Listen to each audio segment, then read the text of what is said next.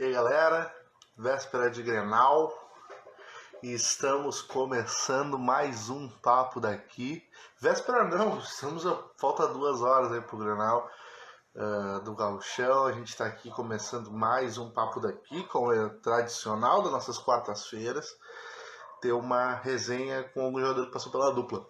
Hoje a gente tem o Marcelo Lipatin, atacante uruguaio, que esteve no Grêmio na Batalha dos Aflitos. Antes jogou aqui no Brasil, ele tinha passado pelo Curitiba. Também jogou na Europa, no futebol português, depois que ele saiu do Grêmio.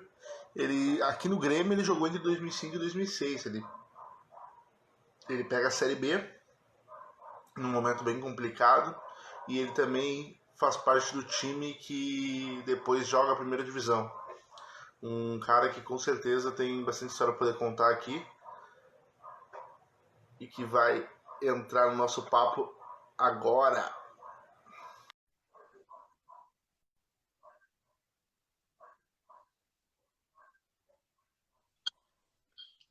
E aí, Patinho, tudo certo? Tudo bem, Guilherme, e você? Pô, tudo tranquilo. Que bom, que bom. Prazer estar com você. Pô, eu queria começar te agradecendo por ter topado participar desse papo, faltando 2 horas pro Grenal. Mas faz parte, né? Temos que buscar alternativas. Mas obrigado. Eu que te agradeço o convite, é um prazer estar contigo. E vamos que vamos. Lipatinho, eu queria começar, galera. Muita gente sabe que tu é hoje agente de jogadores, tu é empresário, tu tem a Lipatin Sports. E eu queria começar te perguntando como é que tá os teus projetos nesse momento de pandemia que a gente está vivendo, questão de futebol tá parado, tá voltando agora, o isolamento. Como é que tu tá fazendo para tocar teus projetos? É um momento desafiador, né, Guilherme? A gente, obviamente, viveu nessa situação de maneira inédita, né? A gente não se preparou, acho que ninguém no mundo se preparou. Então, aos poucos, a gente vai se reinventando, né? Buscando alternativas, entendendo o momento também. Eu acho que o momento é uma mistura de sentimentos e emoções, né? Por todas as vidas que estão sendo ceifadas. O sentimento de compaixão pelas famílias enlutadas e você a gente seguir a vida, né? Então, eu creio que é um momento único na humanidade que nós nos colocamos praticamente todos no mesmo nível, né? Assim um momento desafiador. O futebol ele parou, né? Ele voltou e nós como agentes de jogadores, muitas vezes a gente é deixado para receber por último, assim por dizer, né? Então os clubes pagam os atletas, que recebem, enfim, mas a gente vai com muita confiança, principalmente naquilo que está por vir, que dias melhores virão e que tudo vai correr bem. Muitas, obviamente, você deve saber que a maioria das perguntas que chegaram aqui foram referentes à tua passagem pelo Grêmio. Mas antes disso, tu tem uma outra passagem no futebol brasileiro que tu jogou no Curitiba no início dos anos 2000, né? Como é que foi essa primeira experiência aqui no Brasil? Então, eu vim novo para o Brasil, para Curitiba, Guilherme. Eu vim com 7 anos, né, do Uruguai. Então, Curitiba é a minha cidade, eu moro em Curitiba, né? Eu já saí em 96, tive 2 anos na França, depois voltei para o Uruguai. E quando eu vim para o Curitiba em 2000, foi um tempo especial, porque estava em casa com a minha família, né? Com os meus amigos, as pessoas do convívio, posso dizer. Mas é um grande clube. Curitiba me deu essa oportunidade de jogar, não foi um tempo muito longo, mas um tempo bem gratificante com aquilo que era o momento da minha carreira, né? Eu era jovem e tive o privilégio também de jogar no Curitiba. E aqui no Grêmio, tu chega no Grêmio, que é um time que estava na segunda divisão, todo mundo sabia que passava por uma crise econômica muito difícil, muitos que tinham até o medo de que se não voltasse à primeira divisão naquele ano, como seria o Grêmio. E tu chega nesse time. Como é que tu surge essa proposta e como é que tu encontra o Grêmio quando tu chega? Legal, bacana a gente poder falar sobre isso, porque eu estava na Itália no momento e tinha mais 2 anos de contrato com o Bari. E quando surge a ligação do Sidney, né, que era o auxiliar do Mano, Um time grande como o Grêmio nunca perde a sua grandeza, mesmo na segunda divisão, né? Então foi muito tentador para mim, sim, desafiador, e foi uma grande oportunidade de vestir uma camisa com tanto peso, né, Guilherme? A gente chega no momento onde o clube sim está passando por um momento inusitado, né? Mas nós tínhamos ali a possibilidade de levar o Grêmio novamente para a Série A, né? Então, cabia a nós trabalharmos com dignidade, com honra. Tivemos o privilégio de ser treinado pelo Mano, que foi um dos grandes treinadores que eu tive, e a gente pôde concluir com sucesso, né? Aquele tempo ali, tu já via, depois daquilo, o Mano, o primeiro grande time que o Mano treina é o Grêmio, depois ele vai pro Corinthians, acaba indo pra seleção brasileira. Naquele tempo ali, aquele primeiro trabalho que tu tem com o Mano, quando tu conhece ele, que ele tá no primeiro time grande, tu já dava para ver que o Mano era um treinador diferente? Tu tinha uma trajetória no futebol? Total, total. Eu vou te contar uma situação, e o diferente dele foi no meu modo de ver, admirar todas as qualidades que ele tem de conhecimento, mas é a capacidade de ver, né, o que ninguém vê. O que ninguém vê. Eu lembro que nós estávamos na Série B, e nós jogávamos contra o Náutico, foi no quadrangular final, exatamente. Contra o Santa lá em Recife. E aí a convocatória saía 2 dias antes, como era uma viagem longa, a gente se preparava com um pouquinho de antecedência. E eu lembro que no treino se não me engano, na quinta-feira, ele reuniu o plantel e ele falou assim, olha, aos convocados, levem uma roupa pessoal, né, que não seja do Grêmio, na mala de vocês. E não deu mais explicação. Puxa, e naquela hora eu me questionei, mas para quê, né? Fazer churrasco nessa hora do campeonato? Então, quadrangular final não é a hora, né? A pressão era muito grande lá em Recife, né? Tinha 2 clubes de lá, então todos queriam subir, as 2 equipes de lá. E eu fui convocado e fui para a viagem. Treinamos o estado do esporte na sexta-feira de manhã, e depois do treino ele nos disse, nosso jogo era no sábado, ele falou assim, olha, pessoal, eu pedi para vocês trazerem uma roupa de vocês, porque foi preparado uma noite longe do hotel para vocês, os atletas, onde se espera um fogaréu muito grande aqui na Praia da Boa Viagem, se não me engano, era onde a gente estava hospedado. E vocês vão descer pelo elevador de serviço, haverão 2 vans blindadas, né? Com vidro fumê, que levarão vocês no hotel 60 quilômetros aqui. E aí a ficha caiu, né? Porque nós fomos, dormimos fora, voltamos. A noite realmente ela foi quase indormível, né? Aqueles que estavam lá não conseguiam dormir nem descansar. E o único foi o seu Limão, que ele era surdo, então ele tinha um aparelhinho, ele tirou o aparelhinho e dormiu. Mas que não teve jeito. Aí nós voltamos de manhã, né? E, fizemos o jogo, tivemos um pontinho lá, foi muito importante. Mas o legal é a virtude do Mano de ver aquilo que ele sabia que ia acontecer e buscar uma alternativa, né? Então, quando eu tive essa, dentre outras grandes sacadas que ele teve, ele já demonstrava, mesmo com o primeiro trabalho no grande clube, que ele ia ser um grande treinador, né? E aquele time ali tem muitos caras que daqui a pouco não chegaram desacreditados no Grêmio, mas a torcida do Grêmio adotou. Tu é um exemplo, tem o Sandro Goiano, que chegou ali daquele jeito, tem o Pereira na zaga, que era uma galera que acabou ficando na história do Grêmio, ainda mais pela Batalha dos Aflitos e todo o ambiente se tornou. Teve algum momento que vocês pensaram, seja naquele jogo da Batalha dos Aflitos, seja antes, que corria o risco do Grêmio não subir, e como é que ia ficar a imagem de vocês com a torcida? Então, a gente, nós creio eu, se eu não me engano, que todo aquele plantel eram atletas de qualidade que estavam buscando um novo retorno ao futebol, né? A gente tem que ser honesto de entender a oportunidade nossa que o Grêmio nos deu, porque se você tivesse talvez voando no clube de Série A, você não ia voltar para a Série B, né? Então, juntou a fome com a vontade de comer, né? Então, todos nós buscávamos, né, essa volta ao protagonismo. Eu costumo dizer que coragem, Guilherme, não é não é você sair aí abrindo o peito e gritando. Coragem é a capacidade de a gente caminhar mesmo com medo, né? Então, o medo, ele faz parte da nossa vida. Eu tenho alguns e eu ligo a coragem quando eu preciso seguir adiante, apesar do medo. E todos nós tivemos esse medo, acredito eu, né? Porque era uma oportunidade que a gente tinha. Puxa, era um momento especial para nós, né? E nós precisávamos subir.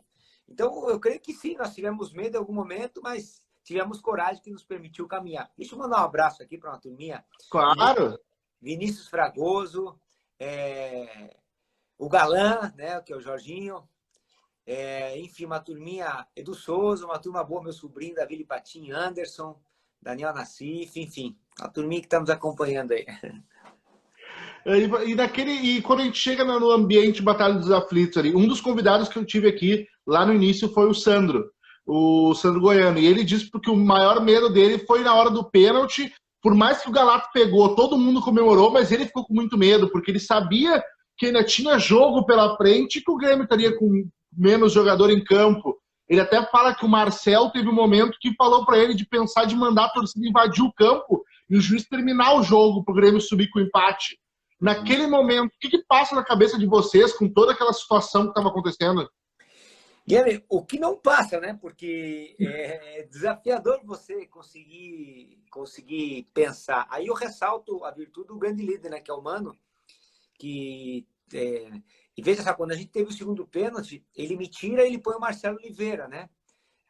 Olhou lá na frente, ele pensou, puxa, vamos defender o pênalti e vamos fechar a casinha, porque tinha sido expulso Domingos, Patrício, Nunes, né? Se eu não me engano. Escalou no primeiro tempo, então, e a gente acabava pensando, eu pensei o contrário, vai que eles fazem o gol, vão ter que fazer gol lá na frente, né? Mas ele anteviu a situação e viu que realmente precisava fechar a casinha. Então, a gente pensa muita coisa ali, né? Deixa, vai, invade, sai, fica... porque mais uma expulsão, a gente perderia o jogo, né? Porque não podiam ter, se não me engano, 5 na linha. Nós ficamos com 6. Então, muita coisa passa. É uma mistura de sentimento. Por isso que o grande líder ele é importante nessas horas, né? Para poder dar a direção para o barco, né? E foi o que o Mano fez. E a festa de comemoração. O Grêmio está naquele jogo da Batalha dos Aflitos, onde achava que daqui a pouco, só empatar, a gente já sobe como segundo. Com todo aquele ambiente, o time ainda é campeão, porque consegue fazer o gol do Anderson. Goethe aqui em Porto Alegre em festa. Quando é que vocês voltam a Porto Alegre, a festa lá em Recife? Como é que foi esse momento daí? Eu vou te falar que foi um momento assim que ficou bem marcado para mim, porque das oportunidades que eu tive de ser campeão na minha carreira, parece que essa não tinha fim, sabe? A gente finalizou o jogo e a gente se abraçava e fomos jantar e tomamos um banho, fomos pro hotel e se abraçava, e no outro dia de manhã, sabe? Aí chegamos em Porto Alegre, carro de bombeiro, milhares de pessoas nos acompanhando, e a gente vendo assim o olhar das pessoas, a gente em cima do carro. Então a festa realmente ela foi digna, né, da grandeza do clube e desse jogo histórico para todos nós. E, por exemplo, quando eu conversei com o Sandro, ele contou a história do dia que o Nunes foi assaltado, o Domingos foi defender o Nunes, o Domingos também foi assaltado. Teve outros jogadores que eu recebi de outros momentos que contaram histórias engraçadas, resenhas das suas passagens. Tem alguma história daquele período ali de 2005, 2006 que tu possa contar, que já tenha caducado, que não vai prejudicar ninguém? Então, não, tranquilo. Eu me lembro de um episódio na noite da Batalha dos Aflitos, né? Ficou, né, do jogo contra o Náutico, porque a pressão era tão grande, né? Mas tão grande que o Grêmio, puxa, teve um comportamento exemplar, levou toda a proteção possível para nós, nos levou num hotel distante, nós ficamos assim super bem, né? Porém, chegamos alguns dias antes, acho que delegados, policiais, privados, sabe? A gente foi super, super bem protegidos pelo Grêmio. Mas a expectativa que na noite anterior ao jogo os caras chegassem onde a gente estava, né? A torcida, e soltassem fogo, para não deixar dormir, aquela bagunça, porque a gente ia descansar, né? A gente sonha, assim, a gente vivia muito intensamente aquilo. E aí eu concentrava casualmente com o Anderson, né? Aí nós fomos pro quarto, O Anderson já estava negociado com o Porto, mas era um meninão, né, jovem, um menino maravilhoso, um cara maravilhoso, nota 10. E aí, às 3 da manhã, os fogos chegam, né? A gente é surpreendido, os caras chegaram até lá e pá, pá, pá, pá, pá, e cara, a gente acorda. E quando eu vejo o Anderson gatinhando, né, no quarto, assim, indo em direção à janela, e eu assusto com os fogos e assusto com o Anderson. Eu falei, o que é que você está fazendo? Olha os caras ali fora, e ele abre a janela. E ele imagina que os caras estão lá fora, lá lepa, lá lepa, lá lepa. Mas aonde, neguinho? Onde é que tá? Tal?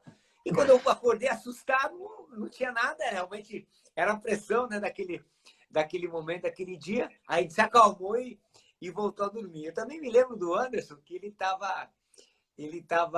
ele tinha 16 anos na época, ele não tinha carro, né? Ele tinha tinha um carro, não tinha carteira, mas tinha um motorista. E ele estava na época do Messenger, né? E acho que ele estava com alguma paquerinha ali na época e ele não sabia falar inglês, só que ele disse para a menina que ele sabia falar, né? E aí ele se apertou. Eu não falo muito bem inglês, mas me vira. Aí ele se apertou, aí eu cheguei no quarto. Ele lembra, pelo amor de Deus, o que ela tá falando aqui? Aí eu entrei na conversa e ajudei ele um pouquinho. Mas foi um barato porque ele, né? Não sei se ele ganhou a menina ali, o coração da menina, dizendo que falava inglês. Mas dessa, entre tantas outras que a gente tem, né, nos bastidores do futebol. E esse, pelo que tu fala, assim, deu para ver quando eu fiz com o Sandro, por mais que o Grêmio tivesse uma situação complicada, o ambiente dentro do elenco era muito bom, né? E isso é importante para o time chegar nos resultados, né? Muito bom, muito bom. Era tudo gente com fome, sabe?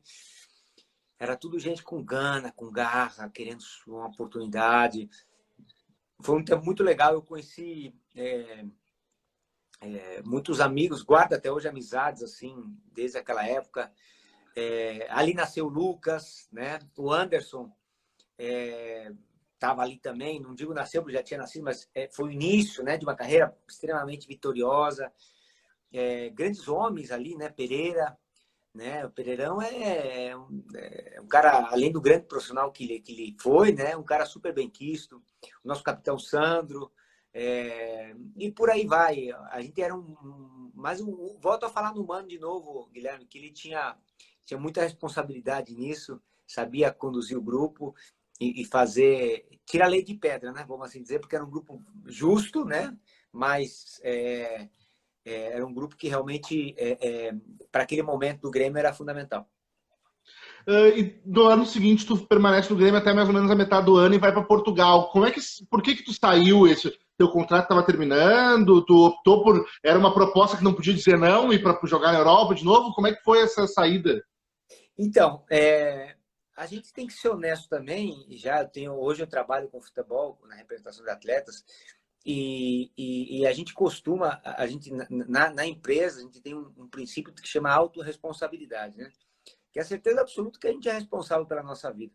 E eu recomendo, naquele momento, eu perdi um pouquinho de espaço, a equipe foi para a Série A, nós subimos, o Grêmio contratou atletas, né, de muita qualidade, enfim, eu fui perdendo espaço, né, e chegou um momento que meu contrato estava terminando, e aí surgiu a possibilidade do Marítimo, né, de Portugal. Então, são situações do futebol, eu particularmente não costumo ver fantasmas, faz parte, né? A vida é assim. O atleta, ele não é eterno no clube, né? Ele está só de passagem, a instituição fica, mas faz parte, né? Foi um tempo muito, muito bom um privilégio, né? Poder ter vestido a camisa do Grêmio. E como é que é o futebol em Portugal? Ele é muito diferente do nosso aqui. Tu ficou bastante tempo lá, passou por 3, 4 times. Tu fez carreira também lá em Portugal. Qual é que é a diferença do futebol deles para o nosso? Não tem? Como é que foi para ti a adaptação de língua também? A língua, por mais que seja o português de Portugal é diferente, né? E a gente, que nem aqui no Brasil, né? Nós estamos no sul, mas o pessoal do norte, do nordeste tem. Meu sogro, por exemplo, é nordestino, né? Então ele traz o sotaque. Então o português de Portugal ainda é especial. Mas foi assim, o futebol em si, Guilherme, é um futebol rápido, né? Talvez não com tanta qualidade técnica como o nosso aqui. Individual, falando mais de qualidade tática muito mais avançada. né? O atleta europeu, ele tem uma obediência tática que ainda o brasileiro não tem, no meu modo de ver. Então, a gente precisa se adaptar logo, se ajustar. O frio é um frio importante também. Então, é um futebol realmente especial. Teve uma vez que eu li uma entrevista tua. Desculpa. Teve uma vez que eu li uma entrevista tua que tu fala da importância do futsal na carreira do jogador. Eu queria saber quando é que tu acha que é o momento de transição. Porque, por exemplo, a gente viu jogadores de futsal que chegaram a jogar futsal profissionalmente. Teve o Michue no Grêmio, teve o próprio Falcão, que depois foi para o futebol de campo e daqui a pouco não deu tão certo, não alcançou as expectativas que se tinham. Quando é que tu acha que é o momento de transição do jogador de futsal, se ele tem vontade de ir para o campo, de fazer essa transição para daqui a pouco não ficar tarde demais? Eu não sei como é que tu avalia isso. Então, eu vejo que o futsal, no meu modo de ver, o futsal deveria ser obrigatório, né? O ganho do atleta no futsal, ele não é adquirido em nenhum outro lugar, né? A decisão rápida mental, o espaço curto, a parte técnica. Então, ele depois para o futebol de campo, para aqueles que quiserem seguir a carreira, ele é importantíssimo, né? Eu fui até onde eu pude, eu fui até os 18 anos com os dois, né? Então, eu comecei no futsal e fui futsal. Numa idade, ele me remunerava mais do que o futebol de campo, então eu precisava daquele... Não é que eu precisava, mas era importante. Então, a gente tem um clube formador aqui em Curitiba, então a gente é super adepto até de adequar treinamento, fazer, sabe, uma total sincronia, porque o futsal, para aqueles que querem ir para o campo, tá, Guilherme? Porque o futsal tem vida própria, né? O futsal, ele caminha e tem sucesso próprio. Você falou grandes atletas aí. Eu tenho amigos, né, queridos, o Anderson foi um dos grandes jogadores da história do futsal, Danilo, Manuel Tobias, por aí vai, né? Que os caras seguiram vida no futsal e foram bem sucedidos. Mas para quem quiser ir para o campo, eu entendo que o futsal é a melhor escola que tem. E, por exemplo, hoje tu tem a Lipatins Esportes, Como é que surge isso daí? Tu aposenta, nunca pensou em ser treinador, já queria fazer isso? Como é que vem essa escolha do parei de jogar bola, mas gosto do futebol e quero seguir nesse meio? Legal, Guilherme. Eu até 6 meses antes de parar, eu estava decidido a ser treinador. Eu tinha isso claro, já tinha minha comissão técnica pronta e enfim, era algo muito, muito definido para mim. Até que eu realmente considerei o fato de parar. A decisão foi uma decisão racional e não emocional, porque eu precisava considerar aquilo que eu queria para a minha vida e para a vida da minha família. Ao longo de 16 anos, foram 8 países diferentes. A minha filha maior nasceu no México, o pequenininho em Portugal, a Natália, a gente estava na Itália, mas nasceu aqui. Então, chega uma hora que o ser treinador, eu não aconselho os meus amigos a serem treinador, porque é uma vida desafiadora. Mas se o cara tem isso dentro, vai e paga o preço. E o que me fez tomar essa decisão foi realmente o racional. O que eu quero para minha vida, né? Eu quero ficar até onde que eu quero. Minha família, ela se sacrificou por mim, né? Minha esposa, quando a gente casou, vamos fazer 20 anos de casado agora em setembro, ela tinha passado na Universidade Federal do Paraná, tinha um concurso público, tinha passado, né? Estava trabalhando na Caixa Econômica Federal, e ela abriu mão da vida dela para viver a minha vida, que tornou-se a nossa vida. Os meus filhos pulando de lugar em lugar. Então, chega uma hora que você fala, porque a carreira do treinador, Guilherme, ele é também isso, né? Com muito menos estabilidade. Porque, por exemplo, eu estou num grupo, o treinador não me quer mais, eu treino separado, mas eu não mudo, assim, treinador não. Perdeu 2 jogos, tchau, não tem, né? E eu não estava afim de pagar esse preço. Então, foi uma decisão bem racional, né? Assim, racional que eu digo, eu considerei isso e tomamos a decisão juntamente com a patroa. Eu, por exemplo, hoje, qual é a experiência que tu traz da tua vida de jogador, da tua carreira como jogador para esse trabalho? Porque, por exemplo, a gente teve tu é o agente do Bressan, que era zagueiro do Grêmio, que viveu do céu ao inferno aqui no Grêmio, nessa situação de ele foi ídolo no início, chegou muito bem no Grêmio, ele deu azar em alguns momentos na carreira dele aqui. Qual é o teu papel daqui a pouco de orientar ele, essa situação até daqui a pouco psicológica? O que tu traz da tua carreira de campo para esse trabalho de agente com esses jogadores? Show de bola, excelente pergunta, Guilherme. Assim, o futebol me dá autoridade para fazer o que eu faço, mas para me tornar bem-sucedido e excelente, eu preciso me preparar, né? Em todos os sentidos, né? Buscar conhecimento, aprender a gerir pessoas. Hoje, por exemplo, eu não fiz administração de empresa, mas hoje eu gerencio uma empresa, né? Então, o ex-atleta, a gente precisa se preparar, estudar, buscar conhecimento, porque aliado a essa experiência que você falou de campo, a gente pode ter uma vida pós-futebol longeva. Então,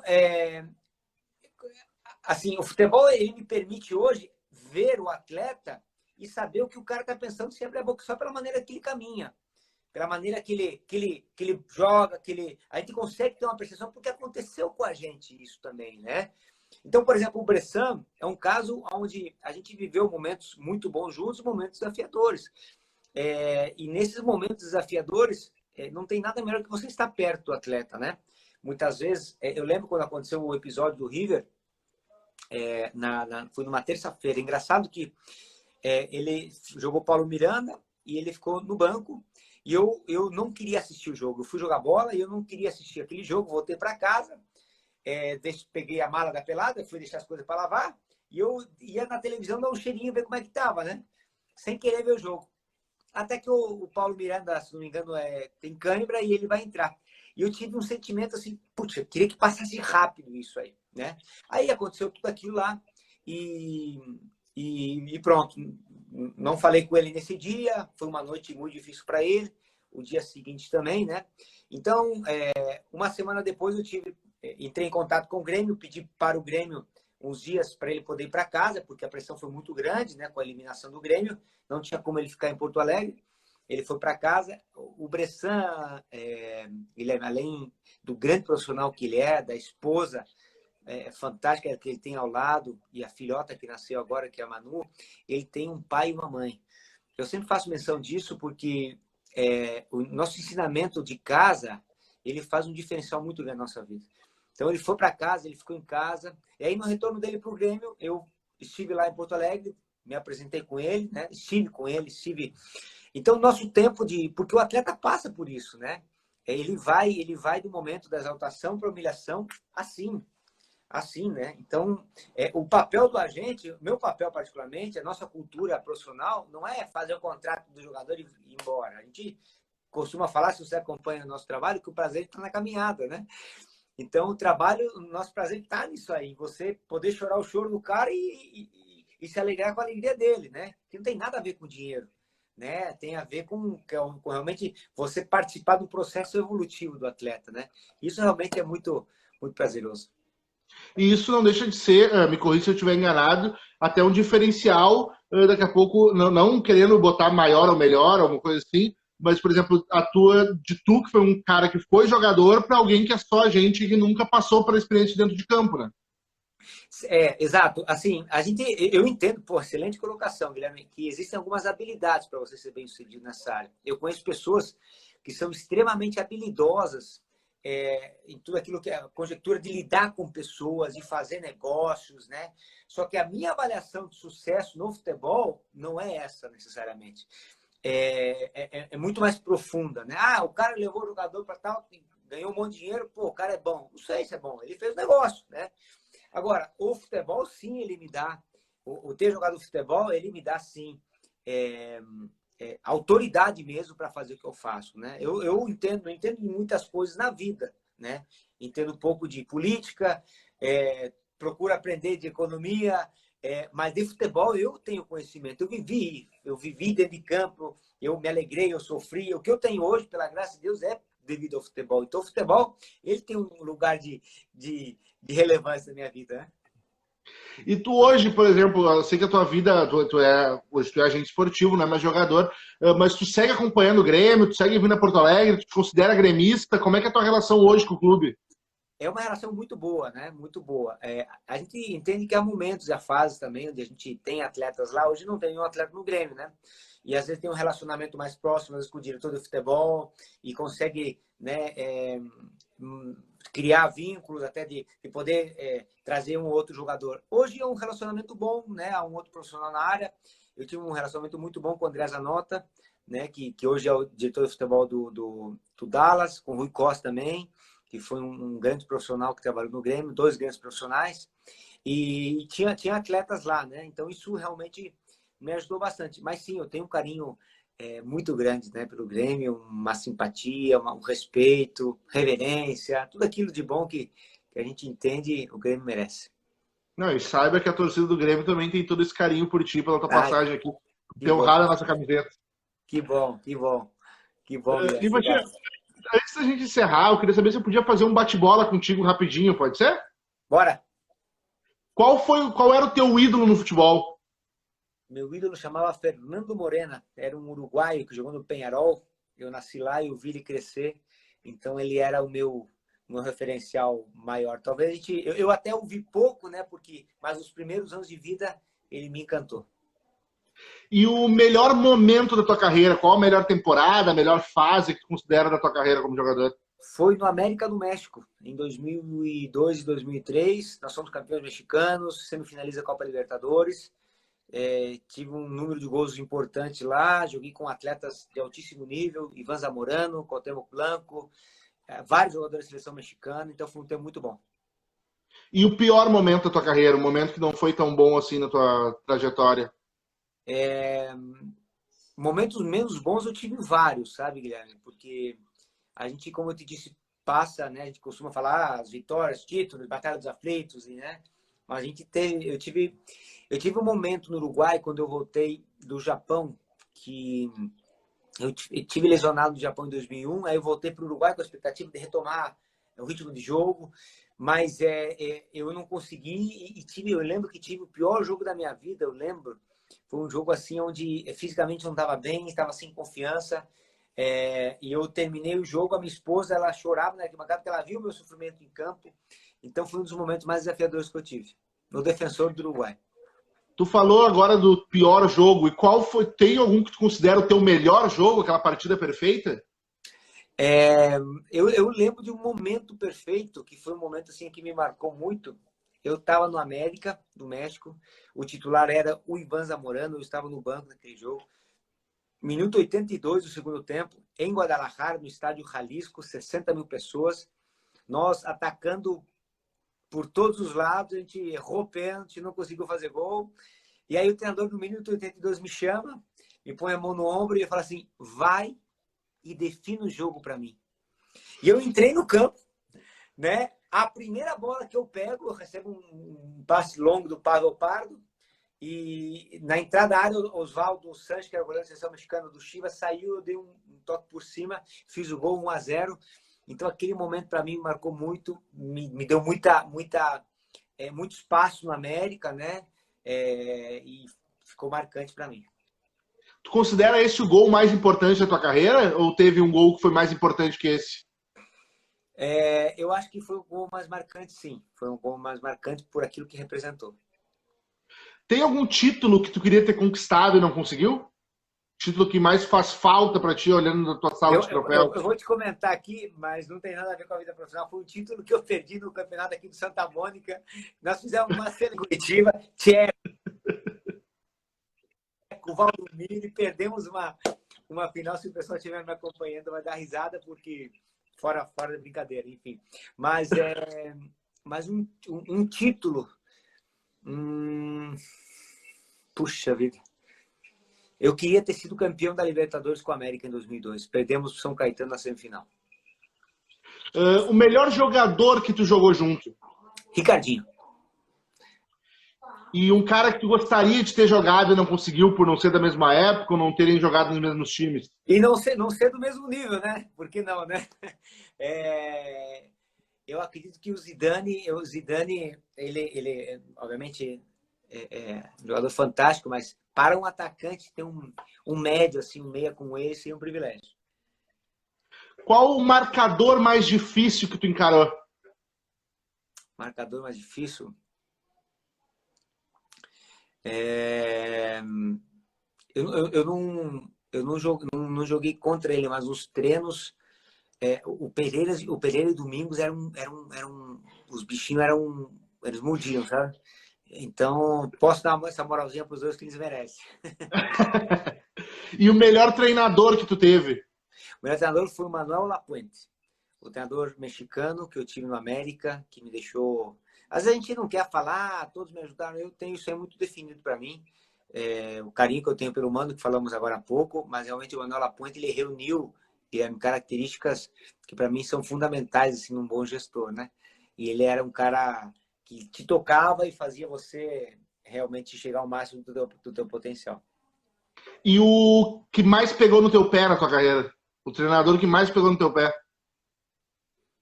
Rapaz, puxa vida, o que mais pegou no meu pé? Agora você me pegou. Eu era um cara bonzinho, não era um cara assim, desobediente, né? Eu tive na Itália um treinador chamado Carboni. Não é que ele pegou no meu pé, ele era um cara muito bom, mas a gente não se ajudou, né? Eu não consegui ajudá-lo, ele também não. Então chamava Guido Carboni, do Bari da Itália. Quando tu era solteiro, como é que tu era? Quando eu era solteiro, em que sentido, Guilherme? Não me complique. É do passado, daquela época. Não, tu era um cara mais contraído, tu era um cara mais sossegado, mais festeiro. Como é que tu era naquela época? Eu vou te falar com o mesmo temor de hoje, assim, temor que eu digo, temor a Deus, porém sem as responsabilidades que eu tenho hoje, né? Hoje eu sou pai de 3 filhos, sei que a gente planta, a gente colhe, né? Então, com 18 anos, 17, 16, é mais avoadão, né? Mas eu perdi meu pai também com 15 anos, foi um impacto forte, assim. Então, na realidade, eu acho que eu amadureci muito rápido. Por causa da perda do meu pai, eu saí com 18 anos, fui para fora. Tinha uma mãe que sempre me apoiou em tudo, né? Então, eu era mais ou menos assim. E quem foi o jogador mais resenha que tu conheceu na tua carreira? Jogador mais resenha?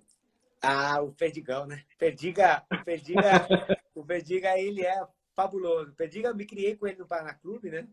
Depois nos encontramos ele no Inter e eu no Grêmio. Mas o Perdiga, Guilherme, ele é colorado, sei que, né, que é um papo gremista, mas ele é tudo de bom. Cara, que cara maravilhoso. Coração enorme, coração gigante.